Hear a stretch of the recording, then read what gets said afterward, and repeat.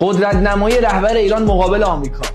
سعی کنن یاوه‌گویی نکنن.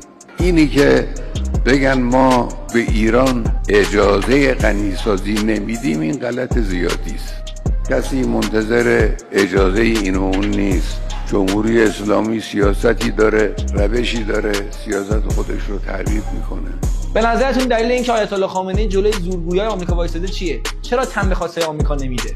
یکیش قدرت ایرانه که به رهبری امکانو داده تا در مقابل ابرقدرتی مثل آمریکا اینطوری بیباک عمل کنه. دلیل دوم اینه که آیت الله خامنه‌ای به استراتژی قدم به قدم آمریکا آگاهه. اینطوری که اگه ما یه قدم عقب بکشیم، باید تا آخرین قدم بریم عقب. و از همه مهمتر اینه که رهبری کارآمدی انرژی هستی رو خوب میدونه.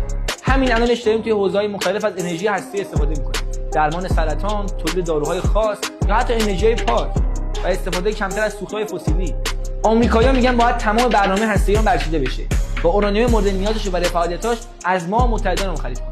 همین آمریکایی بود که بیماری پروانه تحریم کرد و نداشت دارو بهشون برسه.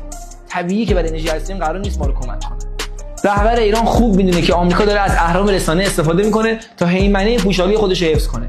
یه روزی ویدیو میاره توی خاورمیانه، تهدید میکنه، تو عربستان میاد علیه ایران صحبت میکنه. ولی همه اینا برای اینکه هیمنه پوشالی آمریکا حفظ بشه. اقتداری که ایران جلوش خیلی خوب وایساده.